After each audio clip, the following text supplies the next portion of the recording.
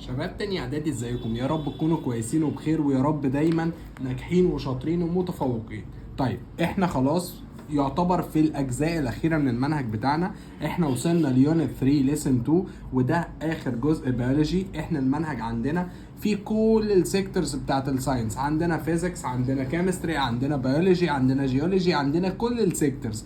بدأنا بالكيمستري واتكلمنا فيها ان ديتيلز في اول يونت، ثم دخلنا في يونت 2 اتكلمنا على نيوتنز سكند لو وفيرست لو والفورسز عموما، ثم بعد كده دخلنا في يونت 3 في البيولوجي بنتكلم عن حاجه اسمها ريبرودكشن او عمليه التكاثر بتتم ازاي، وبدانا نتعرف على فكره السيل ديفيجن وايه هي انواع السيلز، والسيلز عندي انواعها ايه، وانواع الديفيجنز ايه، السوماتيك سيل والريبرودكتيف سيل، ومن خلالها قدرنا نتعرف على انواع الديفيجنز وهو الميتوزس والميوزس ديفيجن، وكل الكلام ده اللي خدناه في ليسن 1 من يونت 3 ان ديتيلز. طيب ليسن 2 بيكلمني على حاجه اسمها فلورال ريبرودكشن، عمليه التكاثر اللي بتحصل في البلانتس عموما. طيب بما انها بتحصل في البلانتس، فانا محتاج اعرف هي بتتم في انهي جزء في البلانت بالظبط. انهي جزء في البلانت بالظبط؟ انا عندي اهو ادي بلانت اهو، وادي عندي فيه فلاور، عندي فيه فلاور، عندي فيه فلاور، عندي فيه اشكال كتير من البلانتس، وبالتالي بيتم عمليه الريبرودكشن عشان عددها يكتر، وعشان تبقى موجوده باستمرار، وعشان هي تعتبر سورس مهم قوي.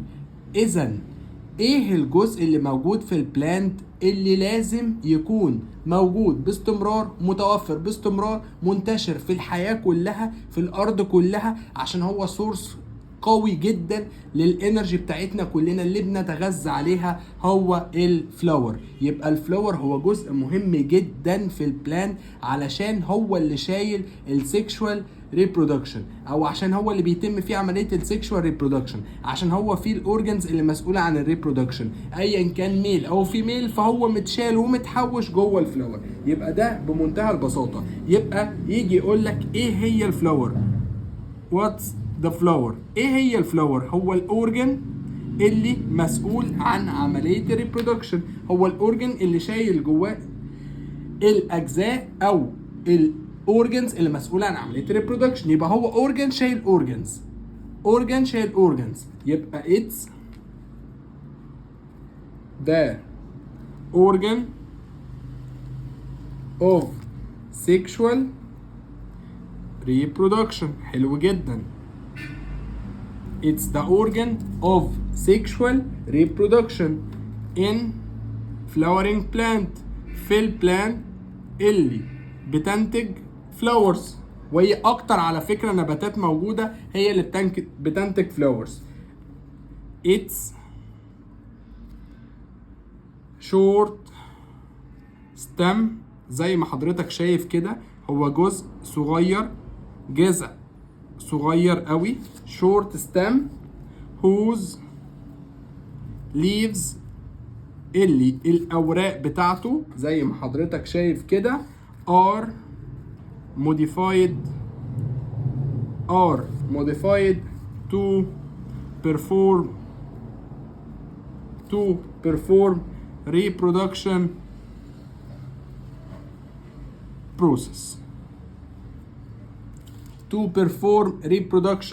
process. طيب لو احنا مسكنا البلانت يا شباب، ادي البلانت بتاعي اهو، ادي عندي فيه العديد من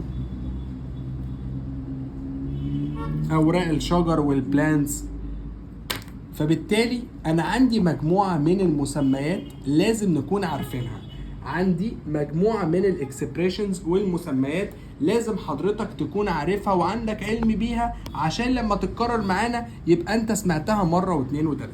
طيب واضح جدا، ادي عندي الستام بتاعتي او بنسميه في بعض الاحيان الاكسس بتاعي. بنلاقي ايه؟ ان هو عند بوينت معينه بدأ يطلع منه سمول ستام او شورت ستام صغير، اللي من خلاله بتبدأ تتكون ورقة الشجر او البلانت او الزهرة او الفلاور بتاعتي. طيب محتاجين نتعرف على مجموعة من الاكسبريشنز. اول اكسبريشنز هي الاوراق اللي طلعت عندي دي، الليفز اللي طلعت عندي دي بنسميها ايه؟ بنسميها براكت. بنسميها براكت. يبقى يجي يقول لحضرتك واتس ذا براكت. ايه هو ديفينيشن البراكت؟ هي في الاخر اوراق. هي في الاخر اوراق. هي في الاخر اوراق. يبقى بمنتهى البساطه the leaf which the vegetative bud اللي الفيجيتيتيف bud emergence from its axil and develop to flower. يبقى انا عندي ايه هو البراكت؟ انا في جزء معين في الاكسل بتاعي بدأت تتكون من خلاله الورقه او البض اللي مع الوقت اتحول وحصل له موديفيكيشن او اتحول او حصل له ديفلوبمنت وتحول الى بلانت وتحول الى براكت. تمام؟ طيب الشكل ده كله يا شباب اللي هو الستم او الاكسل اللي شايل جواه العديد وجروبس كبير من الفلاورز بنسميه ايه؟ بنسميه انفلوريسنس. يبقى واتس ده انفلوريسنس؟ هو جروب من الورق اللي احنا شايفينه، جروب او كلاستر من الفلاورز زي ما حضرتك شايفها بالظبط. يبقى اتس a group، وجروب دي ممكن نقول عليها برضو كلاستر. it's a group of flowers carried by the peduncle. طيب ايه الكلمة دي؟ ايه البيدنكل دي؟ ايه هو ده؟ بمنتهى البساطة هو واتس الحته دي كلها ديفينيشن بس لازم نعرفها. لو انت فهمتها تسأل على نفسك كتير، مش هتاخد الموضوع كأنه حفظ، انت بتفهم وبتعبر عن الشكل اللي قدامك. ده بندل. ايه هو ده؟ هو عبارة عن الجزء اللي شايل جواه الستيم او الجزء الاكسل ده اللي مطلع من خلاله كل اوراق الشجر دي. يبقى it's the part of stem that carries a group of flowers. a group of flowers. يبقى ده عندي البيدانكل. اوكي، يبقى انا عندي اخدت اكتر من اكسبريشن. ايه هو الفلاور؟ ايه هو البراكت؟ ايه هو الانفلوريسنس؟ ايه هو البيدانكل؟ اوكي. طيب لو انا حبيت ارسم رسمة الفلاور في جزء صغير جدا، ايه هو الكومبوننتس بتاعتها؟ لقينا ان الكومبوننتس بتاعت الانفلوريسنس عبارة عن ستيم بنسميه زي ما احنا لسه قايلين حالا بيدون، ثم بيبدأ من جزء معين. خلاص هتبدأ الوردة تقرر ان هي تطلع من هنا، فتبدأ تكون البراكت اللي من خلاله بيبدأ يطلع حتة الغصن الصغننة خالص دي اللي انا بسميها ايه؟ بسميها بيديكل. ومن خلاله بيبدأ تتكون عندي الفلاور بتاعتي. يبقى ده كده الكومبوننتس بتاعت الانفلوريسنس ان ا سامبل واي.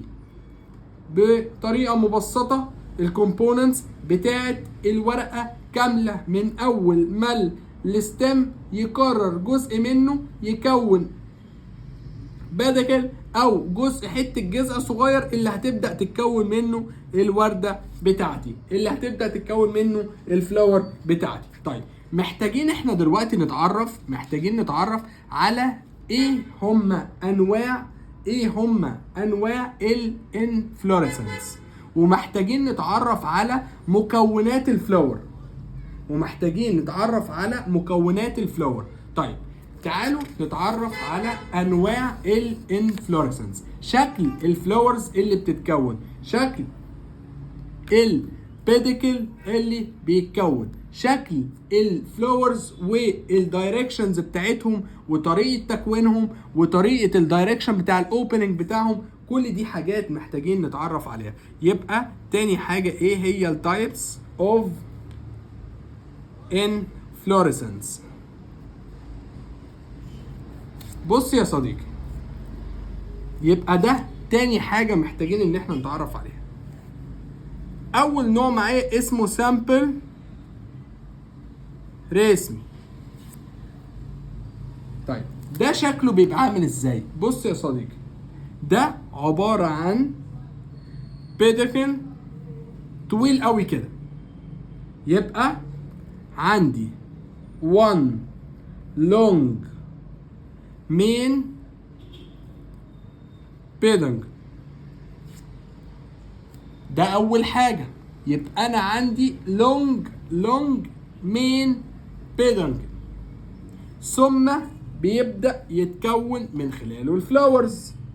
وخلي بالك ده طول الوقت بيكبر ويطول، فبالتالي continuous to grow. ده اول حاجه محتاج ان حضرتك تعرفها. طيب محتاجين نتعرف على الفلاورز. هل الفلاور بتطلع من مكان معين ولا من كل الدايركشن؟ والله لو جيت تبص هتلاقي بيديكل طالع بالمنظر ده وخارجه من خلاله فلاور، بيديكل وخارجه من خلاله فلاور، بيديكل وخارجه من خلاله فلاور، بيديكل وخارجه من خلاله فلاور. اذا الفلاور هنا بتطلع في كل الدايركشن. خليك فاكر يا شباب شكل العنب، عارفين عنقود العنب اللي هو مطلع عنب من كل النواحي؟ هو ده شكل السامبل ريسمي.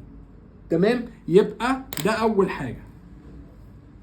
تاني حاجه محتاج حضرتك تعرفها ان الفلاورز مالها emerge، بتخرج from all directions، بتطلع زي ما حضرتك شايف كده الفلاورز من كل الاتجاهات and each has small stalk، او اللي احنا بنسميه زي ما احنا لسه واخدين الاكسبريشن بادك.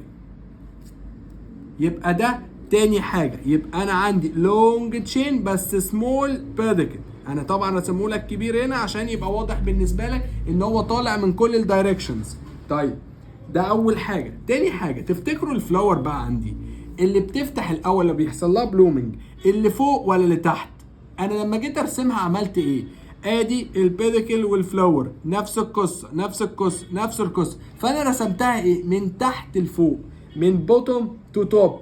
ده اللي بيحصل بالظبط في الفلاور بلوم، عمليه ان الفلاور تبدا تتكون وتظهر وتفتح كده، فبالتالي عمليه الفلاور بلوم بتبقى من اسفل لاعلى. يبقى فلاورز مالها بلوم from bottom، وده طبعا بالنسبه لي بيبقى هو الاقدم اللي جه الاول، to top، وده طبعا الاحدث او الاصغر اليونجر. يبقى ده تاني حاجه. اوكي، زي مين؟ زي ما قلت لحضرتك من شويه، زي العنب. هتلاقي العنب عامل ازاي؟ هتلاقي عود كده وخارج منه عنب كده، وتلاقي اصلا الخيط بتاع العنب ده صغنن خالص اهو، فتلاقي عود كبير والعنب طالع من كل الاتجاهات، والبيديكل عنده ماله صغنن خالص. فما ننساش لو سمحت افتكر دايما في السامبل رسمي العنب كاكزامبل. طيب زي مين تاني؟ زي الجريبس، زي الستوك بلان، زي كمان السناب دراجون بلانت. يبقى دول مجموعة من البلانتس اللي بيتميزوا ان طريقة تكوينهم طريقة شكلهم نفس طريقة السيمبل ريسمي. عندي لونج مين بيدنكل، والخارج منه بيدكل قصيرين صغنططين. طيب تاني نوع معايا اسمه سامبل كورام. ركز انا هرسمه ازاي، ركز تاني وتالت وعاشر انا هرسمه ازاي. ادي عندي البيدنج، وادي عندي الفلاورز. وشوف حضرتك ملاحظ ايه، شوف حضرتك ملاحظ ايه.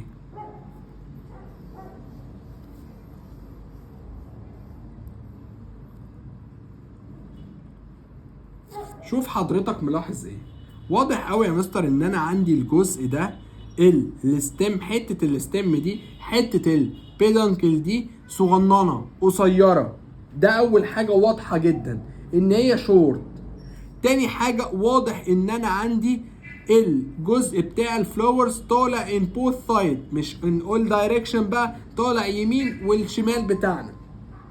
ده واضح جدا. تالت حاجه ان هما نفس الليفل، تحس ان هما نفس الارتفاع.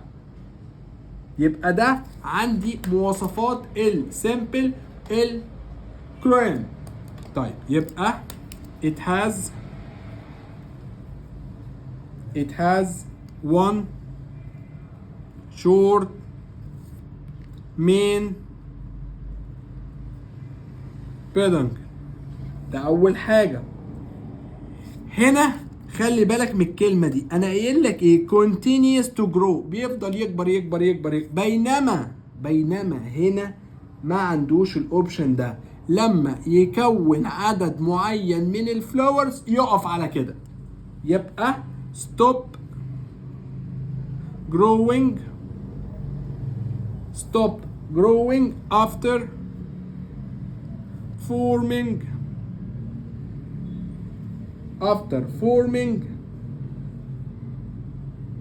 number of flowers. لما توصل لعدد معين اللي تقدر تستحمله من الفلاورز تقف على كده. خلاص انا مش هكمل تاني.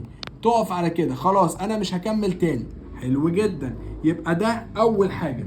تاني حاجه محتاجين نعرف الفلاورز عندي بتطلع فين، في كل الدايركشن زي السامبل رسمي، ولا طالعه ان بوث سايدز، يمين والشمال بس. واضح جدا ان هي طالعه اليمين والشمال بس. يبقى الفلاورز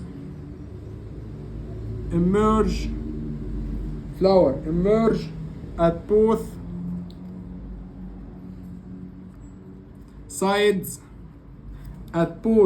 sides of peduncle. والأهم at the same level. واضح جدا ان هم طالعين بنفس الليفل او على نفس الارتفاع. اللي بعده. طيب محتاجين نعرف الفلاورز بلوم. هنا كان من البوتوم للتوب، هنا انا ما عنديش تحت وفوق، هم كلهم نفس الليفل، فبالتالي هي يا اما الفلاورز بلوم من جوه لبره او من بره لجوه. الحقيقه ان هو بيبقى من بره لجوه. يبقى فلاورز بلوم from outside to inside. وده طبعا اللي بيفتح الاول هو اللي بيبقى الاولدر او الاكبر، بينما كل ما بتحرك واوصل للاخر حاجه عندي يبقى انا بوصل لليانجر. طيب ده زي مين؟ زي اكتر من حاجه. يبقى اقام اكزامبل تانية طبعا زي التشيري بلانت، وهنلاقي كتاب المعاصر جايب لنا اشكالهم، او انت لو مش مجمع هات انت اشكالهم وشوفها اوتوماتيك، هتترجم على طول هي فعلا شكلها بيبقى عامل ازاي. بدل ما انت بتوصفها هنا يبقى انت شفت شكلها مش مضطر تحفظها، يبقى انت اوتوماتيك خلاص دماغك جابتها وحددتها على طول. يبقى دي examples of بلانتس عندها الشكل بتاعها، شكل الفلاورز وشكل البيدنكل وشكل كل الصفات بتاعتها تبقى موجوده قدامك، فتبقى اسهل ليك وانت بتذاكر. اخر حاجه معايا هي سامبل امبل. طيب دي شكلها ايه؟ ركز معايا انا برسم ازاي. ادي البيدنكل، وبعدين انا هقف على هنا، انا هقف هنا، وبعدين ركز معايا كده،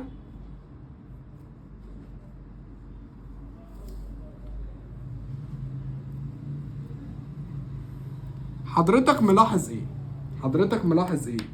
ان انا عندي كل البيديكلز دي اسمها بيديكلز، كلها مالها خارجه من بوينت واحده، كلها خارجه من بوينت واحده. يبقى نقول له ايه هنا؟ all pedicles مالها emerge from one point، كلها خارجه من بوينت واحده. طيب البوينت دي فين موقعها بالظبط؟ في البيدنكل. موقعها فين؟ في اخر البيدنكل، في اخره at the end of peduncle.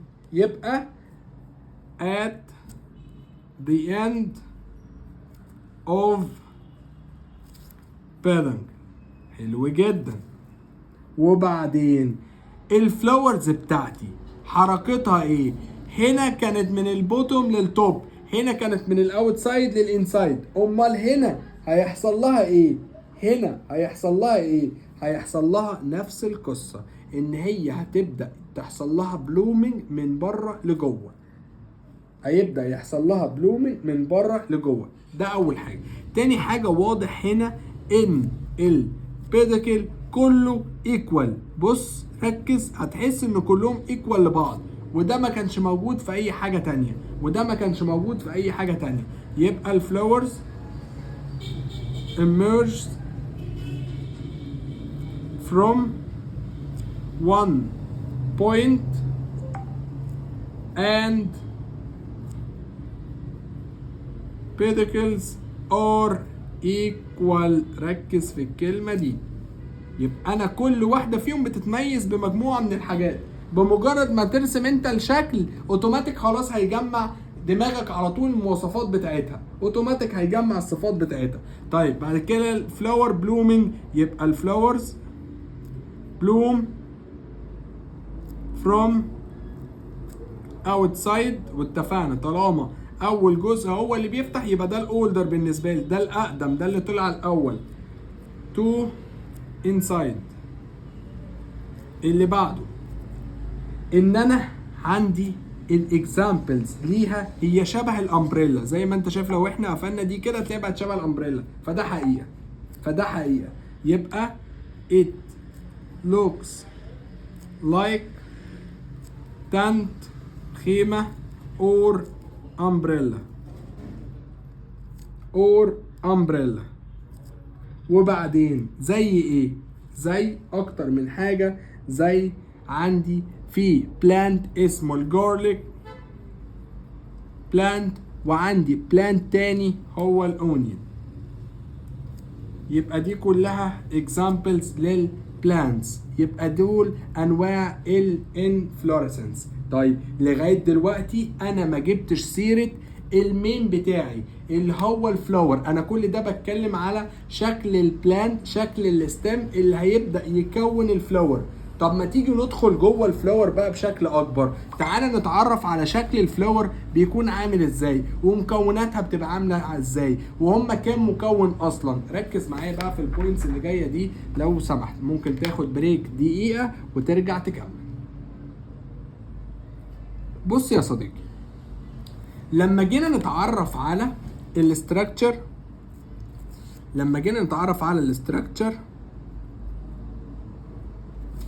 of flower، ايه هو شكل الفلاور؟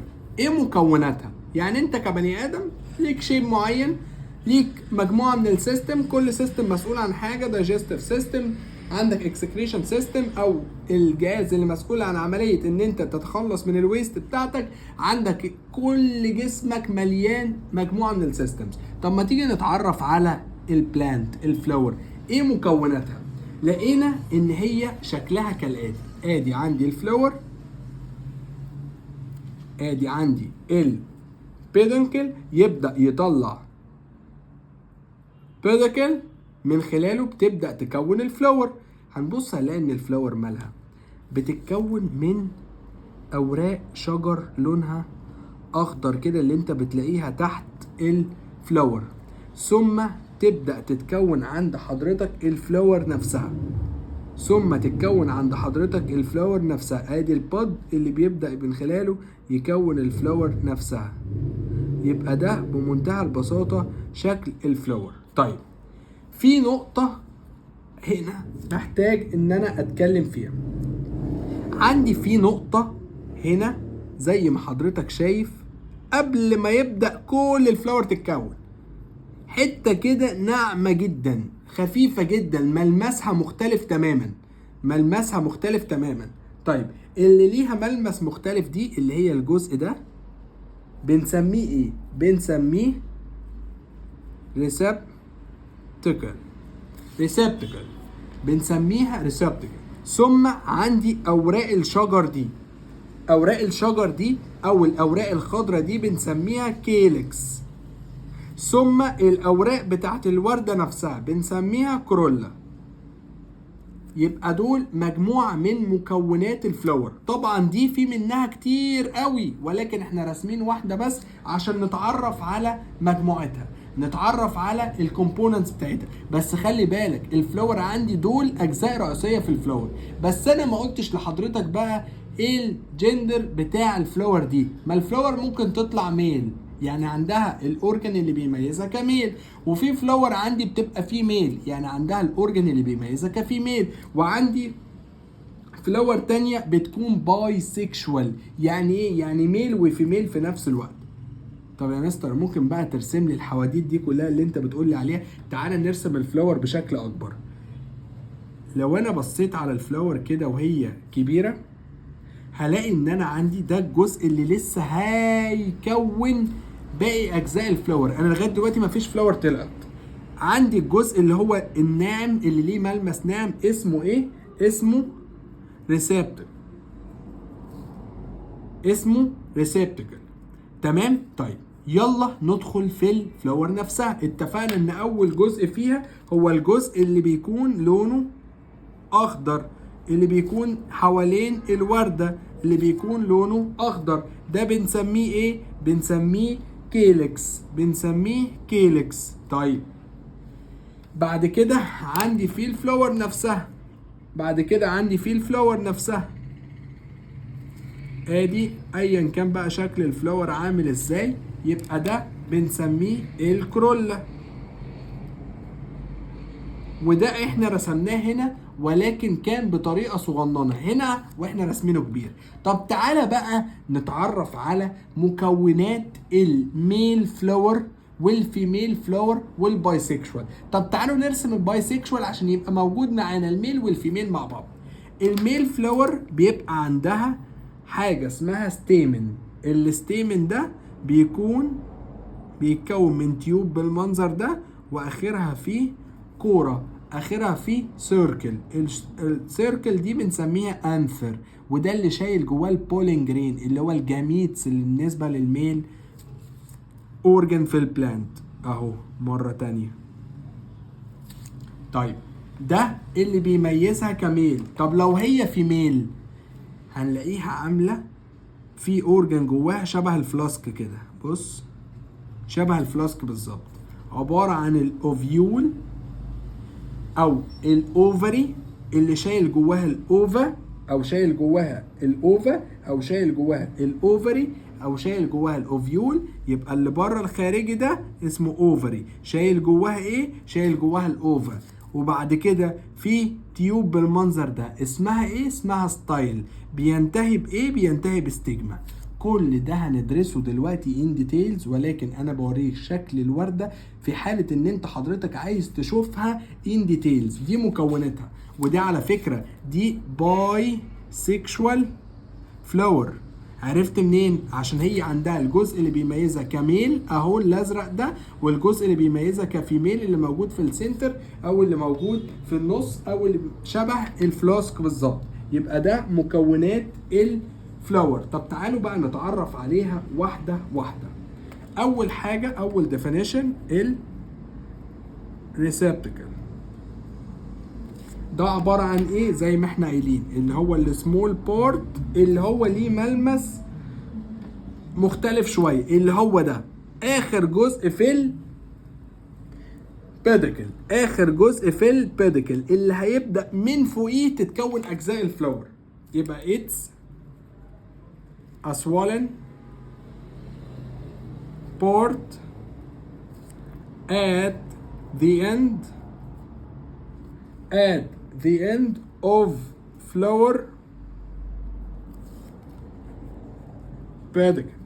هو اخر جزء في الفلاور بيديكل اللي هو الجزء ده، اخر جزء في البيديكل اهو، اللي هيبدا من فوقيه تتكون عندي البلانت، اللي هيبدا من فوقيه تتكون عندي البلانت. حلو جدا. وبعدين that carry floral wall اللي بيكون كل اجزاء النبات. طب ايه هم بقى الفلورال وولز؟ ايه هي اجزاء النبات؟ هنلاقي ان هي بتتكون من 4 حاجات. ده لو انا بتكلم في بايسيكشوال فلاور، فهتتكون عندي من حاجتين كده كده موجودين في اي فلاور، اللي هم مين؟ الكيلكس اللي هي حته الورقه اللي لونها اخضر، والكرولا اللي هي الجزء بقى اللي فيه الورده نفسها بقى اللي بتبقى لونها اصفر واحمر وابيض وازرق وكل الالوان الجميله دي. طيب تعالى نتعرف الاول على اول جزء اللي هو الخارجي خالص، الكيلكس. ايه هو الكيلكس؟ هو اول حاجه بتتولد في الفلاور. يبقى first outer floral wall. حلو جدا، ده اول حاجه. تاني حاجه، لونها ايه يا شباب؟ لونها بيكون اخضر، يبقى it has green color. خلي بالك ان ده الاطار الخارجي، الاطار الخارجي. طيب يبقى دورها ايه؟ ان هي بتحافظ على المحتويات بتاعه الفلاور اللي لسه هتتكون جوه، عشان يقدر تكبر وتتكون وتبدا تطلع الاوراق اللي جواها اللي ليها الوان جميله. يبقى دورها الفانكشن بتاعتها مالها؟ to protect the inner parts of the flower، وتحديدا طبعا الاورجنز اللي مسؤوله عن عمليه الريبرودكشن او تحافظ عليها لغايه ما تكبر وتقدر تعمل بلوم. يبقى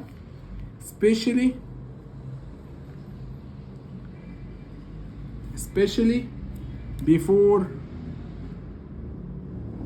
blooming، قبل ما تبدأ تعمل عملية ان هي تفتح ويبقى عندها بلومينج. طيب هل هي ليها عدد ثابت؟ يعني هل الكيلكس ليها عدد ثابت؟ لا طبعا، بتختلف من فلاور لفلاور. يبقى it varies in number from flower to flower، بتختلف من بلانت لبلانت، من فلاور لفلاور. يبقى ده اول جزء معايا في الفلاور وول، الجزء الخارجي، الطبقه الخارجيه، زي البياض كده، او زي مثلا انت هتاكل بيضه فانت عندك قشره خارجيه اللي هي اللي انت بتكسرها دي، كل شويه كل ما تدخل بتلاقي قشره جديده او طبقه جديده، هو نفس القصه بالظبط. طيب ندخل بقى للجزء اللي مهم واللي مميز. خد بالك انا عايزك تعرف حاجه، كل اللي بالاخضر اللي بره ده بنسميه كيلكس على بعضه جروب. الورقة الواحدة الخضراء بنسميها ايه؟ بنسميها سيبلز. يبقى دي الورقة الواحدة، دول كلهم على بعض، عشان حضرتك بس تكون فاهم الفروقات، او لما تسمع اكسبريشن جديد اوتوماتيك مخك يترجم. طيب تاني طبقة معايا اللي فيها بقى الالوان نفسها. لما تلاقي كده ايه؟ وردة لونها احمر جميل، هو اللون الاحمر ده اسمه ايه؟ وردة لونها اصفر او ازرق جميل، هو اللون الازرق ده اسمه ايه؟ ده بنسميه كورولا. الالوان كلها على بعض تسمى كورولا. الورقة الواحدة بتسمى ايه؟ بتسمى بيتلز. بتسمى بيتلز. حلو. يبقى ده يعتبر بالنسبة لي هو تاني طبقة، second floral wall. دي تاني طبقة على طول. طيب ودي الطبقة اللي بيكون ليها لون مميز، اللي بيكون ليها سنت او ريحة مميزة، ودي الطبقة اللي بتجمع وبتعمل اتراكت للانسكت، اللي بتجمع عليها النباتات، اللي بتجمع عليها الاورجنز، اللي بتخلينا احنا اصلا نبدا ان احنا نشم الورده دي، او نبدا ان احنا نقطفها ونشوف لونها الجميل ونتصور معاها ونعمل كل الحاجات الجميله دي. كل ده بيتم للكورولا. يبقى it has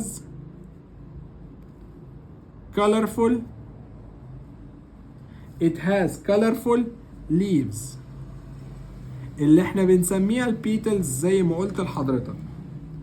طيب هل الكورولا دي العدد بتاعها قد الكيلكس او البيتلز دي؟ الورق الاخضر اللي هو السيبلز قد الورق الملون؟ في الغالب يبقى it's usually equal in sepals number. في الغالب الورق الملون بيبقى قد الورق الاخضر. طيب ايه الفانكشن بتاعها؟ يعني احنا عرفنا الفانكشن بتاع الاوتر فلورال وورد اللي هو الكيلكس. طب احنا عايزين نعرف بقى الفانكشن بتاع الجزء اللي هو الملون، اللي ليه ريحة ومميز وجميل وربنا خلقه باشكال والوان وروايح متعددة. ايه الدور بتاعه؟ دوره ان هو برضو يحافظ بقى على الجزء الداخلي اكتر، اللي هم مين؟ اللي هم reproductive organs. يبقى انت عندك القشرة الخارجية بتحافظ على الكورولا، والكورولا بتحافظ على reproductive organs. طيب يبقى ليها دورين. اول حاجة protection of reproductive organs. تاني حاجة دورها ان هي بتاتراكت الانسكت، وهنعرف كمان شوية ايه دور الانسكت اصلا. يبقى اتراكت ده insect، هي اللي بتجذب الحشرات ليها. يبقى ده تاني حاجة معايا. دول في كل الفلاورز اللي احنا هنتعرف عليهم دلوقتي بقى هو على حسب هل الفلاور اللي قدامي دي ميل ولا فيميل ولا الاتنين. تعال نفترض ان هي ميل، اذا يبقى لازم يكون عندها الاورجن اللي بيميزها كميل، اللي احنا بنسميه ايه؟ بنسميه ستيمن. يبقى الاورجن اللي مسؤول او اللي بيخلينا نقول عليه ان هي ميل اسمه ستيمن، او بنسميه اندريزيوم، او بنسميه ببعض الاحيان اندريزيوم. طيب وده تالت حاجة زي ما انت شايف، كيلكس، كرولا، ستيمن، وده الجزء الرابع بتاع الفيميل. فاحنا واخدينها من بره لجوه، عمالين ندخل حتة حتة. طيب يبقى ده third wall. حلو جدا، ده اول حاجة. تاني حاجة ده يعتبر الميل. حلو الكلام. طيب رابع حاجة انا محتاج اعرف شكله ايه. زي ما حضرتك شايف شكل الميل اورجن بالمنظر ده، تيوب واخرها فيه كورة بالمنظر ده، والكورة جواها دوتس. طب تعالى نتعرف على مكوناتها. الجزء التيوب ده بنسميه فيلامنت. طيب الكورة انثر، الدوتس اللي جوه الكورة ده البولين جرينز. يبقى ده مكونات الاندريزيوم او الستيمن او الميل اورجن في البلانت، وفي الغالب بدل ما بيبقى عنده انثر بيبقى عنده 2، او الانثر دي عندها 2 لوبس فصين، يبقى تعالوا نكتبها بقى. انثر has 2 loops each one has pollen grains. يبقى الفصين دورهم ان هم بيحوشوا او يشيلوا جواهم البولين جرينز. حلو الكلام. طيب وده على فكره دور الستيمن. يجي يقول لحضرتك ايه هو الفانكشن بتاعه الستيمن؟ ايه دورها؟ ان هي to produce pollen grain اللي متحوش جوه الانثر، يبقى to produce pollen جرينز. انا بحاول اجمعهم لك في ورقه واحده عشان يبقوا اسهل ليك وانت بتذاكر وانت شايفهم قدامك هم كلهم. طيب رابع طبقه وهو الاورجن اللي يخليني اقول على الفلاور بتاعتي في ميل، اسمه ايه؟ اسمه بيستلز او كوربلز. ده هو اوتوماتيك تفهم ان انا واقف قدام فيميل فلاور او بايسكشوال. لو فيميل هيبقى عندها ده بس، لو بايسكشوال يبقى عندها الجزء الميل والفيميل. عشان كده احنا رسمنا الورده دي عباره عن ايه؟ بايسكشوال، فعندها كيلكس وكرولا وستيمن وبيستلز. لكن لو هي كانت فيميل فقط اذا ما عندهاش الجزء الازرق ده اللي هو بسميه ستيمن. طب لو هي ميل اذا ما عندهاش الجزء اللي شبه الفلوسك او شبه القله ده اللي هو اسمه ايه؟ بيستلز او كوربلز. طيب هل ليه اسم تاني؟ اسمه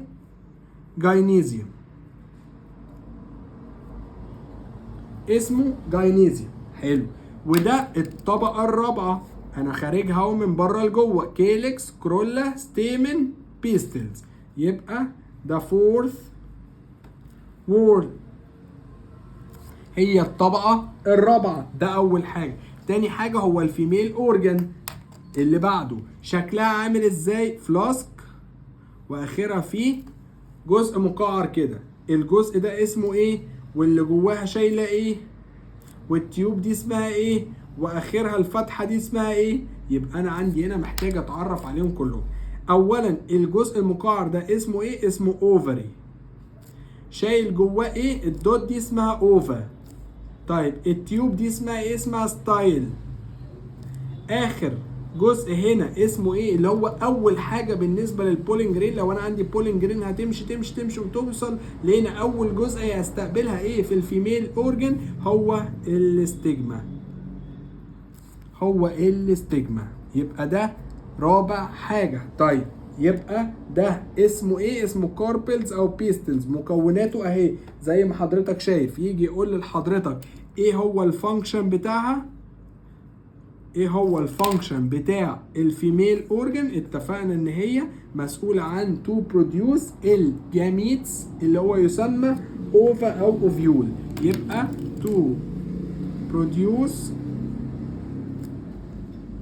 اوفيول او اوفا، ده او ده الاثنين صح، اللي هو بالنسبه لي الفيميل جاميتس. وده يبقى كده، ودي من اهم البيجز اللي موجوده في منهجنا الترم الثاني، اللي بتبدا تربط لك كل المكونات بتاعه الفلاور اللي هي اصلا تعتبر مين اورجن عشان تتم عمليه السكشوال ريبرودكشن للفلاورز، اللي بتتم من خلالها عمليه السكشوال ريبرودكشن للفلاورز. طيب هو الفلاور دي مهمه في ايه عموما بقى؟ طب ما انت بتقول يا مستر الفلاور دي ميزتها ان هي مسؤوله عن عمليه الريبرودكشن. يعني ايه؟ يعني عدد الفلاورز هيكتر. اوكي، يعني الدنيا كلها تبقى مليانه فلاورز. حلو جدا.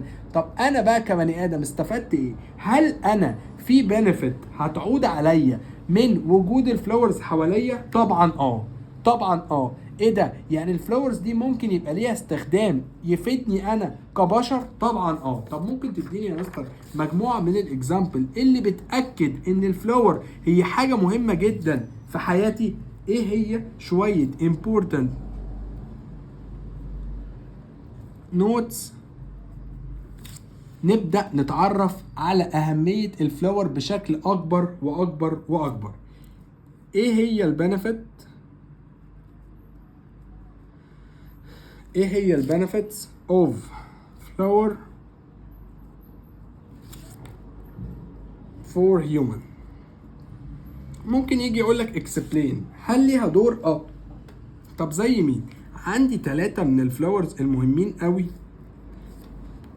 اللي بيساعدوني في علاج بعض المشاكل في الصحة. زي الكامومايل، كامومايل فلاور. الكامومايل فلاور ده دايما بيستخدموها لو حد عصبي جدا وطول الوقت بيتنرفز، يقولوا له اشرب كامومايل. ده من الحاجات اللي بتبدأ تهديك لو انت من الناس، او اللي هو بالعربي اسمه البابونج. ده من الحاجات اللي يبدأ يقولك دي بتهدي، بترخي الاعصاب، تخليك تهدى كده شوية بدل ما انت عصبي. يبقى used to calm the nervous system. لو حد عصبي شوية يبدأ ان هو يضرب كامومايل وهو هيبقى اهدى بكتير. طيب ممكن زي الكركديه، مش الكركديه ده بلانت، مش ده عشب، وده برضو بيستخدموه لو حد ضغطه عالي شويه، يقولوا له طب اشرب كركديه عشان ضغطك يظبط. هو ده اللي بيحصل بالظبط. يبقى اللي حصل عندي هنا ايه؟ ممكن استخدمه الهيبسكس، ده يعتبر فلاور اللي هو الكركديه، ده بيستخدم في ايه؟ used to lower the high blood pressure. لو حد ضغطه عالي شويه يقولوا له اضرب كركديه، هتبقى احسن كتير. طيب او اللافندر فلاور، وده من الحاجات اللي لو انت عندك صداع مصدع او جسمك وجعك، عضلاتك وجعاك، او جسمك كده مش متزن، يبدا ان هو يقول لك اضرب لافندر، هتبقى احسن كتير. حتى ريحه اللافندر كده بتديك انتعاش حلو قوي. لو انت شميت ريحه اللافندر هتحس ان هي بتدي انتعاش لجسمك كده، تحس ان هي فوقتك. يبقى used to relieve muscle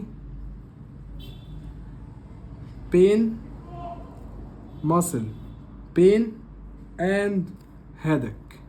ولو انت عندك صداع يبدأ ان هو يظبطهولك. ده في بعض العلاجات الميديكال. طب هل في أهمية للصناعات؟ طبعا. انت تسمع عن زيت عباد الشمس. ايه ده؟ مش عباد الشمس ده فلاور؟ ايه ده؟ يعني انا اقدر استنتج من خلالها اويل، زيت اللي انا بستخدمه في الاكل والشرب؟ طبعا. يبقى ليها دور برضو في الاندستريال فيلد.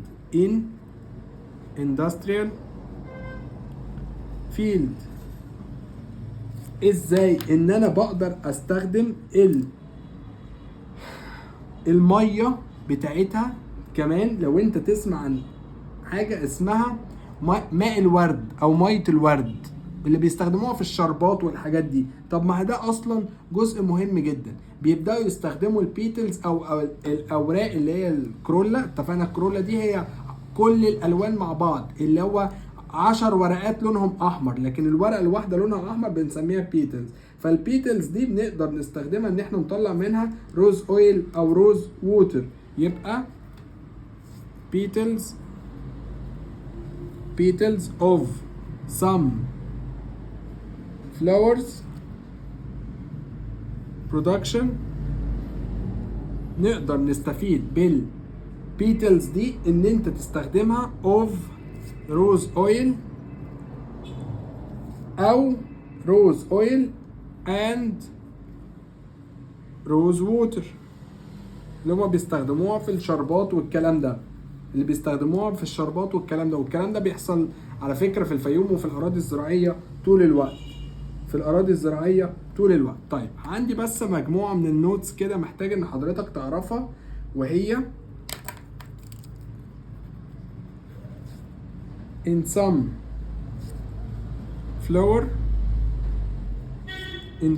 flowers sepals اللي هو الاوراق اللي لونها اخضر can't be distinguished from petals. ساعات بيبقى الورق الاخضر في الورق الاحمر، او عموما البيتلز في السيبلز، تحس ان هم ماسكين في بعض، او تحس ان هم قافشين في بعض، او تحس ان هم حاجه واحده.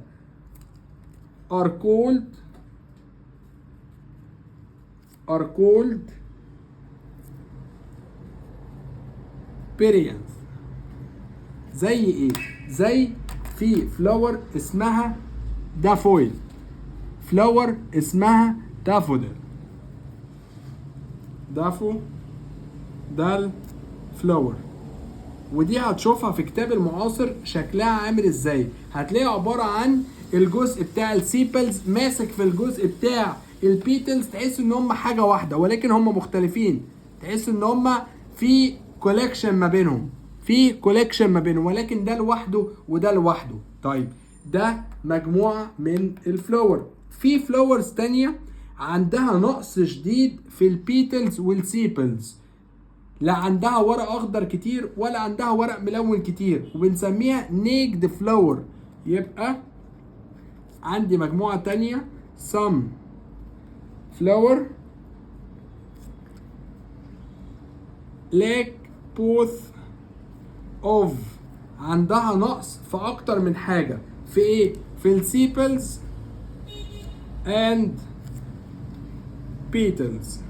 عندها نقص في السيبلز والبيتلز and known as naked flower، او flower naked او عريانة او فاضية. زي مين؟ زي الويلو فلاور. وبرضه هتشوف كتاب المعاصر رسمها لك بطريقه لذيذه جدا، اوتوماتيك تقدر ان انت تشوفها بشكل افضل كتير واحسن كتير. طيب عايزين نبص على حاجه تانية سريعا كده. انا عندي في مجموعه من اوراق الشجر اللي تعتبر بالنسبه لي حاجه مهمه قوي ومختلفين جدا. زي ايه؟ زي، يبقى دي كلها شوية نوتس كده مختلفة شوية. عندي حاجة اسمها Egyptian Rose. دي مجموعة من الورود كده بتتميز ان السيبل لوحده والبيتلز لوحدها، كل حاجة لوحدها، مفيش بقى ميكس ما بينهم، مفيش كولكشن زي هنا، ستيل موجودين ولكن تقدر تفرق ما بينهم. يبقى has separate sepals and petals.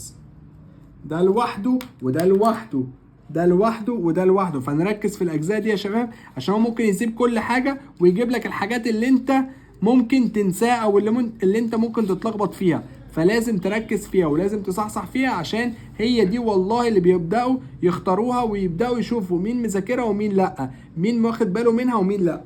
طيب عندي نوع تاني اسمه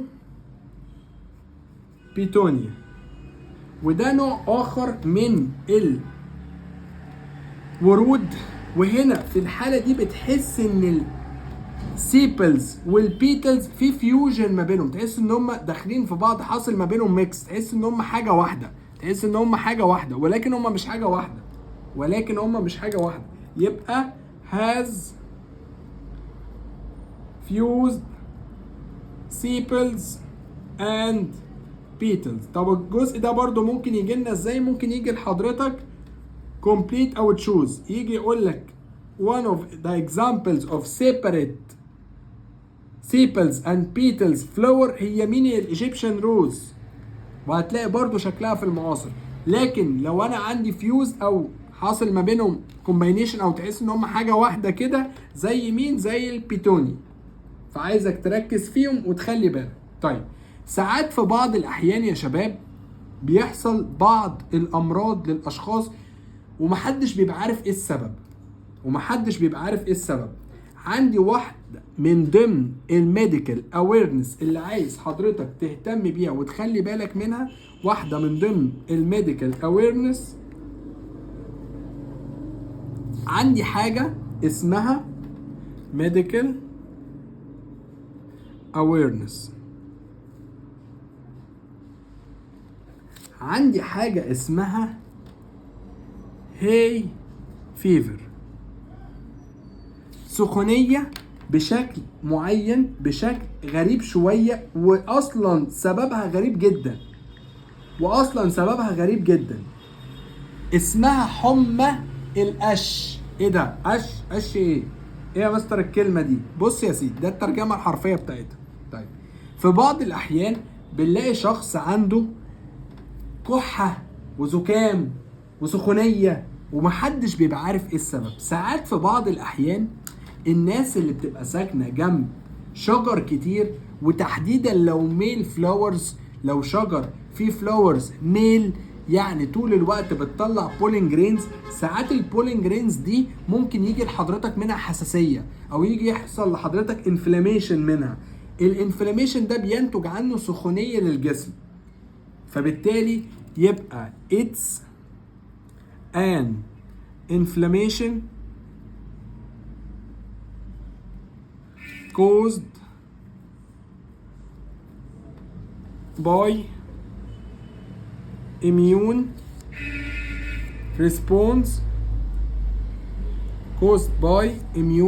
response وده دور اصلا الاميون سيستم، ان هو اي حاجه فورين سبستانس، اي جسم غريب او اي حاجه غريبه بيبقى عايز يطردها. واحده من ضمنهم طبعا البولين جرين. فالبولين جرين تعتبر حاجه هارمفول جدا، مش من الحاجات المستحبه ان انت جسمك يتعرض لها طول الوقت. يبقى harmful response to harmless substance. البولين جرين دي تعتبر من الحاجات مش مضرة قوي، ولكن كترها والتعرض ليها طول الوقت ممكن يسبب المشكلة دي، زي البولين جرين.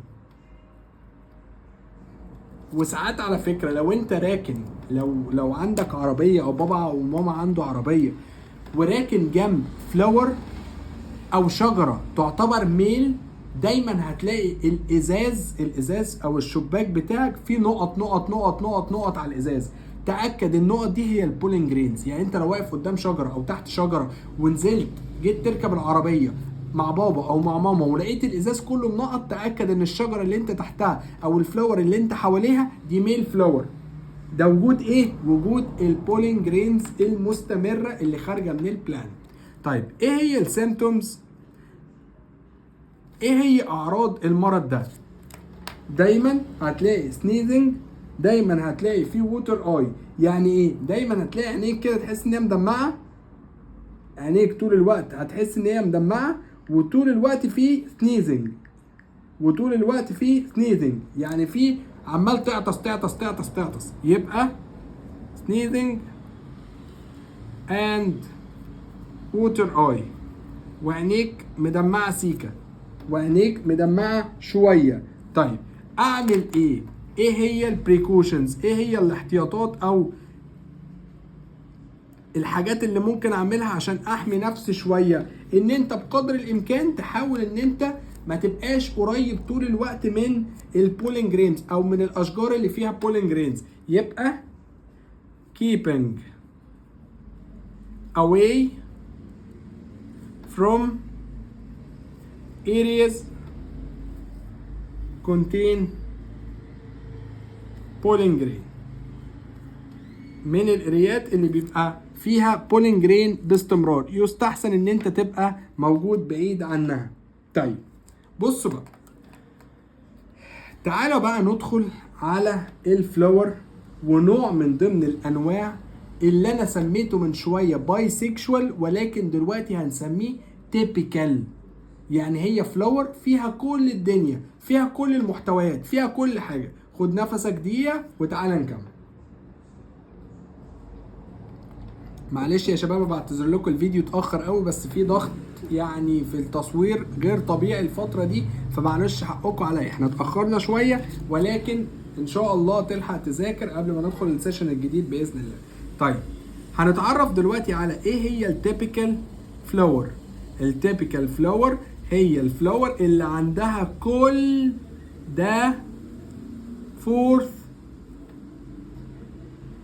فلورال وول، عندها كل الاجزاء اللي فيها الفلاور اللي اتكلمنا عليها من شويه، عندها كل الاجزاء. تمام. طيب يبقى ايه هي؟ اتس ده flower، عشان ده definition مهم قوي على فكره.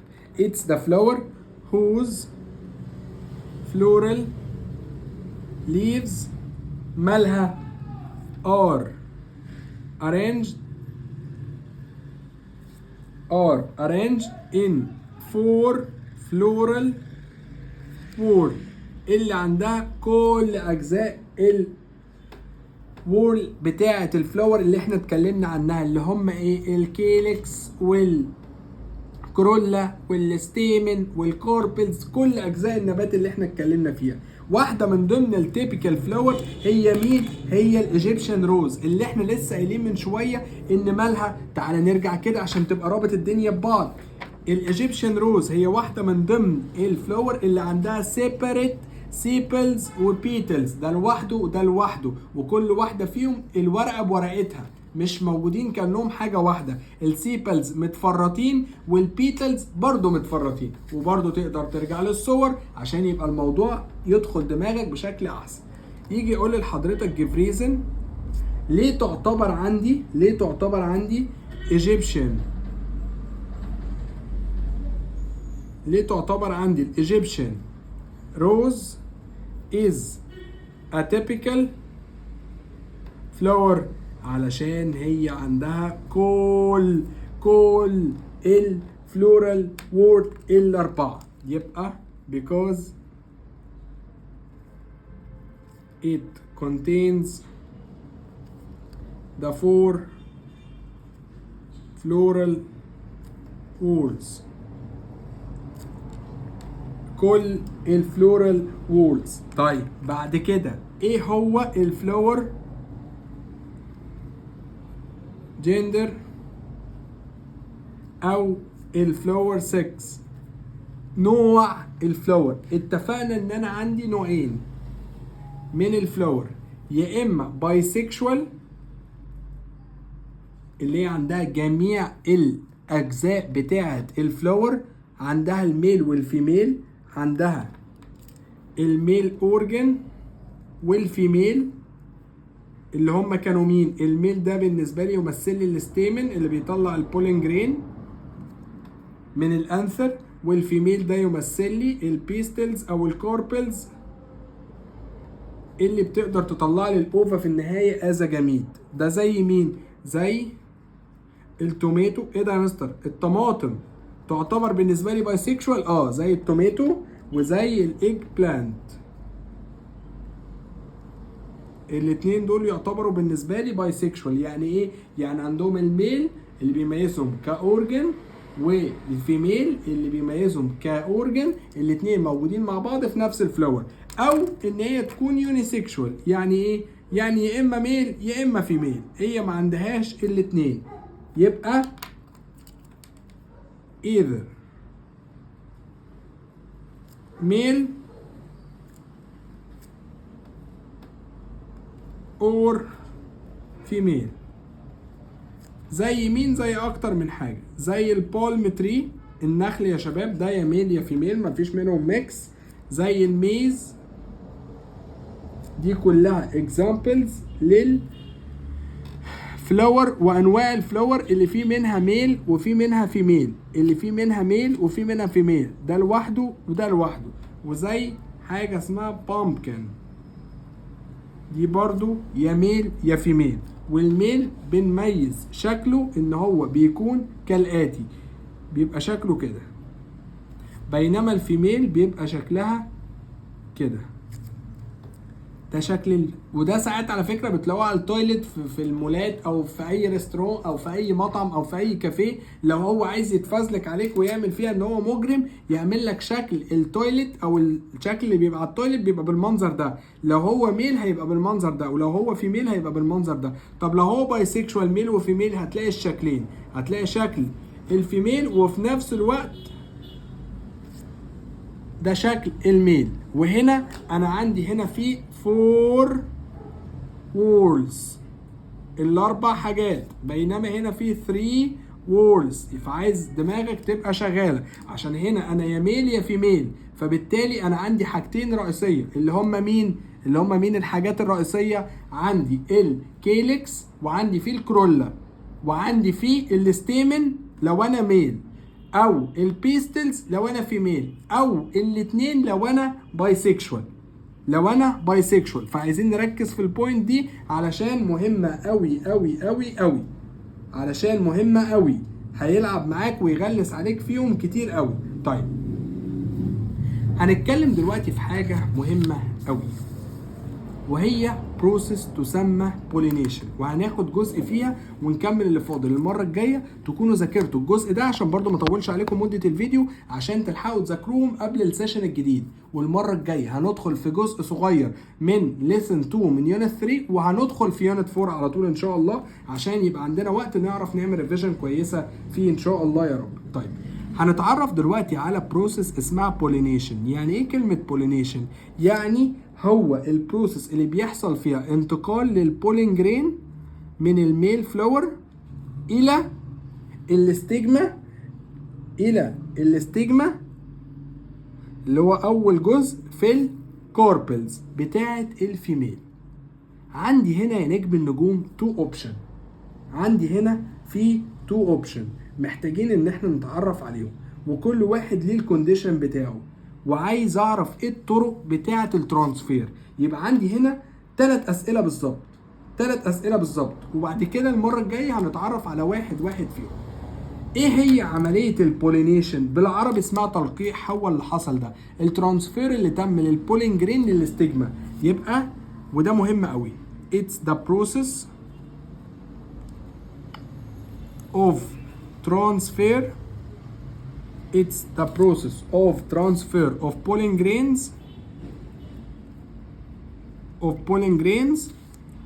from anther of stamen to the stigma of pistils. دي عملية الانتقال دي تسمى ايه؟ تسمى pollination، في غاية الأهمية الديفينيشن ده. طيب عملية الترانسفير دي بتتم ازاي؟ method of transfer. عندي أول طريقة، عملية الانتقال دي ممكن تتم بالويند، ممكن تتم من الرياح. الرياح تاخد البولين جرين تزقها تحركها لغايه ما توصل للفيميل او للاستجما، او من خلال الووتر، او من خلال انسكت، حشرات. تبدا ان هي لما تبقى واقفه على ميل فلاور تبدا ان هو البولين جرين يشبك فيها، يشبك في جسمها، فالفلاور دي او الانسكت دي بتفضل تنتقل من بلانت لبلانت. اذا في وقت ما هتوصل لبلانت فيميل وهتبدا يوصل لها البولين جرين، ودي تبقى عمليه انتقال برضو. او ممكن لو حاجه صعبه الانتقال يبقى ما عندهاش اوبشن غير ان هي تتم باي هيومن. وعلى فكره ده اللي بيتم في البالم، في النخل. دي عمليه الترانسفير، عمليه البولينيشن في البالم دايما بتتم من خلال الهيومن، دايما بتتم من خلال الهيومن. طيب ودول هنتعرف عليهم المره الجايه ان شاء الله، عمليه الانتقال وايه شرط، يعني امتى ده وامتى ده وامتى ده وامتى ده، ده هناخدهم مع بعض المره اللي جايه. ولكن تعالوا نتعرف على ايه هي التايبس اوف بولينيشن. هو انا عندي عمليه البولينيشن دي ليها انواع. ازاي؟ بص يا صديقي، بص، لو انا قدام فلاور بايسيكشوال يعني ايه بايسيكشوال؟ يعني هي ميل وفيميل في نفس الوقت. دلوقتي ايه اللي هيحصل؟ البولين جرين هتنتقل من الميل الى الفيميل بمنتهى السهولة. يبقى هنا هل الميل هيدور على اي بلانت بره؟ لا. اذا عملية البولينيشن هنا بنسميها سيلف بولينيشن، او مش شرط في نفس الوردة، ممكن تبقى وردة حواليها، يعني في نفس الجدر، في نفس الستام، في نفس البلانت من النهاية. من الاخر نفس البلانت، يا نفس الوردة يا وردة في نفس البلانت نفسه. فعايزك تتكير من النقطة دي. في الحالة دي بنسميه ايه؟ بنسميه سيلف بولينيشن. يبقى ايه هي عملية السيلف بولينيشن؟ It's the process of transfer. It's the process of transfer pollen grains to stigma مالها of the same flower، في نفس الفلاور او في نفس البلانت or another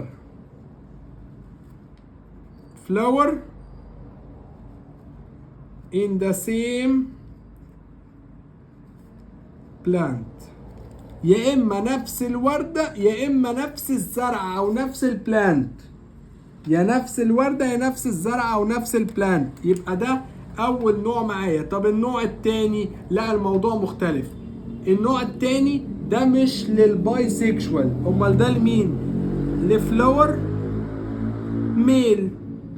هيبدأ من خلالها يطلع بولين جرين يدور على فلاور فيميل عشان تتم عملية الترانسفير من الميل فلاور الى الفيميل فلاور. في الحالة دي هل هو نفس الوردة؟ لا. هل هو نفس البلانت؟ لا. انا بدور على وردة تانية بصفات تانية في حتة تانية. ففي الحالة دي اقدر اسميه سيلف بولينيشن؟ طبعا لا. امال هسميه ايه؟ هسميه كروس بولينيشن.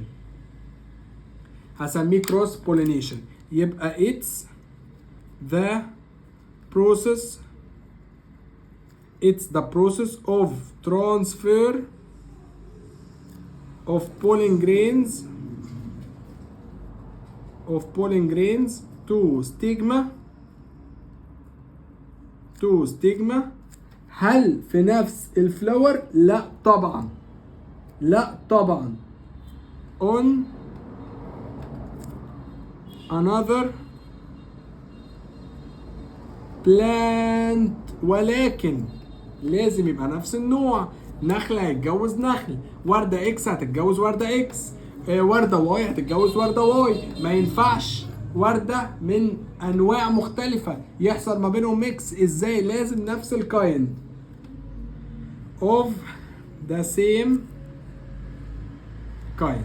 يبقى ده انواع البولينيشن، يا اما سيلف بولينيشن يا اما كروس بولينيشن.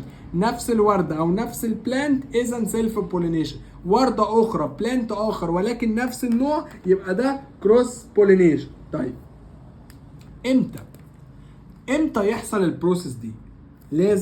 لازم الميل والفيميل يبقوا كبروا مع بعض، بقوا هما الاتنين ماتيور مع بعض، الاتنين بقوا قريبين من بعض في السن في كل حاجة، فتقدر تعمل عملية الانتقال دي. لكن هنا هل شرط يحصل كده؟ لا، مش شرط خالص. مش شرط خالص.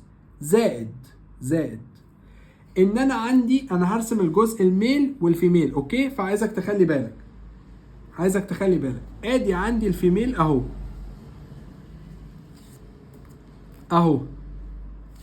وادي عندي جزء الميل، اهو. هتلاقيهم ايه؟ ان الاتنين نفس الليفل، نفس الطول، نفس الارتفاع. ممكن يبقى الانثر اطول سيكا، ولكن الاتنين في الاخر نفس الطول. يبقى انا عندي هنا حاجتين هتكلم فيهم. اول حاجه الديفينيشن، تاني حاجه امتى تحصل عمليه البولينيشن دي؟ لما الاتنين يبقوا ماتيور. يبقى maturation of maturation of stamen and pistils. لما الاتنين يبقوا mature enough. تالت حاجة هنتكلم فيها هو الارتفاع. الاتنين anther and stigma are the same level. يبقى هما الاتنين قريبين من بعض، او ممكن الانثر اطول سيكا طيب في هنا حاجة غريبة. هل ده طول الوقت بيتم؟ احب اقول لك ممكن في بعض الاحيان يبقوا الاتنين دول ماتيور، كبروا، عندهم استعداد يعملوا سيلف بولينيشن، ولكن ما بيعملوش. ليه؟ ساعات الفلاور بتبقى لسه ما حصلهاش بلومينج، لسه ما كبرتش، ما اتفتحتش كده، او الورد بتاعها ما اتفتحش كده، فبيفضلوا ما يقدروش يعملوا عمليه السيلف بولينيشن لحد لما الفلاور تكون بلومينج، يحصل لها بلومينج، تتفتح. يبقى ده حاجه كده كونديشن بس كنت حابب اقول لك عليه. طب تعالى هنا، انا هنا في نفس الفلاور؟ لا، انا في فلاور تانية، فبالتالي هنا الموضوع مختلف شويه. هل الميل والفيميل هيكونوا كبروا زي بعض؟ لا طبعا مش شرط. انا اصلا ميل وبدور في ميل في اي حته تانية، فانا مش هقدر بقى اتنك واتشرط اقول لا الفيميل ده انا عايزها تبقى قدي في السن، انا عايزها تبقى ماتيور زي بالظبط، انا عايزها تبقى زي ما انا في خيالي بالظبط. طبعا الكلام ده مش هيتوفر عشان انا هنا بدور على اي فيميل في اي حته. فبالتالي الستيمن هنا and pistils مالهم don't mature at the same time. وده شيء منطقي جدا. ده حاجة. تاني حاجة، هل الانثر الاتنين في نفس الليفل؟ لا. الحقيقة ان احنا هنا اكتشفنا في عملية الكروس بولينيشن ان الانثر في الغالب بيكون اقصر. طالما مش في نفس البلانت بيكون اقصر. يبقى anther are found for stigma at a lower level. بيكون اقصر سيكا.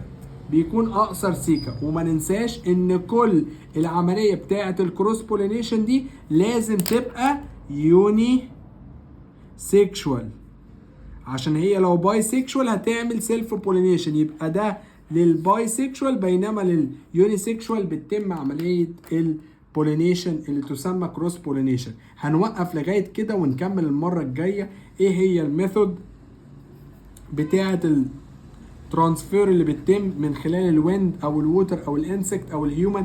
امتى ده. فاضل لنا جزء صغير، ولكن عشان ما تتعبش مني اكتر من كده ان شاء الله المرة الجاية هنكمله على خير. يا رب يكون السيشن النهاردة مختلف لذيذ. النهارده كله حكاوي، بدأنا بس بشوية اكسبريشنز، ثم بعد كده الموضوع لذيذ وسهل خالص. هنتقابل المرة الجاية هنكمل باقي الجزء اللي فاضل لنا، وبعد كده ان شاء الله هنحل شوية ثم ندخل على يونت 4 مباشرة بإذن الله. شكرا يا شباب.